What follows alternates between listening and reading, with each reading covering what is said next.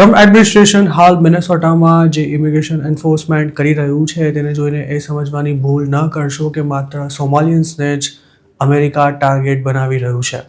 હાલ જે મિનેસોટામાં થઈ રહ્યું છે તે આગામી દિવસોમાં બીજા સ્ટેટ્સમાં પણ થઈ શકે છે અને કોઈ સ્ટેટસ વિના રહેતા ઇન્ડિયન્સને પણ તેમાં ટાર્ગેટ કરી શકાય છે. હવે તો અમેરિકાના પ્રેસિડેન્ટે પણ કહી દીધું છે કે અમેરિકન સાથે કોઈ પણ પ્રકારનું ફ્રોડ કરનારા સોમાલિયન્સ કે પછી બીજા કોઈ પણ દેશના નેચરલાઇઝ્ડ ઇમિગ્રન્ટની સિટીઝનશિપ પાછી ખેંચી લેવામાં આવશે.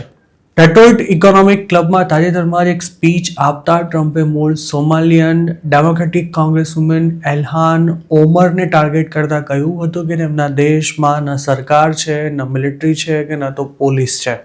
સોમાલિયાના લોકો જહાજોને લૂંટવા સિવાય બીજું કશું જ નથી કરતા અને આજે આ જ લોકો અમેરિકામાં આવીને આપણને આપણું જ કોન્સ્ટિટ્યુશન સમજાવી રહ્યા છે. ટ્રમ્પે ઇલ્હાનને ઠગ પણ ગણાવ્યા હતા. 43 વર્ષના ઇલ્હાન ઓમર 12 વર્ષની વયે સોમાલિયાથી યુએસ આવ્યા હતા અને 5 વર્ષમાં તેમને અમેરિકાની સિટીઝનશિપ મળી ગઈ હતી. ટ્રમ્પ લીગલ ઇમિગ્રન્ટ્સ પર પણ સકંજો કસી રહ્યા છે. તેવામાં 2026ની શરૂઆતમાં જ તેમણે જણાવ્યું હતું કે તેમની સરકાર નેચરલાઇઝ્ડ સિટીઝન્સ સામે પણ આકરા પગલાં લેશે. ન્યૂયોર્ક ટાઈમ્સના આપેલા એક ઇન્ટરવ્યુમાં તેમણે કહ્યું હતું કે સિટીઝનશિપ મળી ગઈ હોય તેવા ઇમિગ્રન્ટ્સ પણ જો અપ્રામાણિક હશે તો હવે તેઓ નહીં બચી શકે. ખાસ તો તેમણે સોમાલિયન્સને ટાર્ગેટ કરતા કહ્યું હતું કે તેમાંના ઘણા અમેરિકાથી નફરત કરે છે.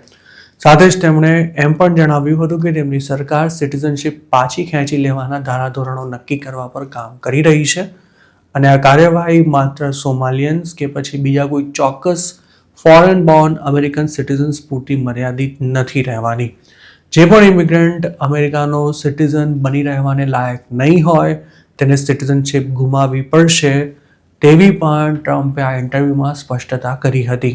ડિસેમ્બર 2025માં જ ટ્રમ્પ એડમિનિસ્ટ્રેશને USCISની તમામ ફિલ્ડ ઓફિસીસને દેશની લીગલ ઇમિગ્રેશન એજન્સીને દર મહિને ડિનેચરલાઇઝેશનના 100થી 200 જેટલા કેસીસ સોંપવાનો ટાર્ગેટ આપ્યો હતો.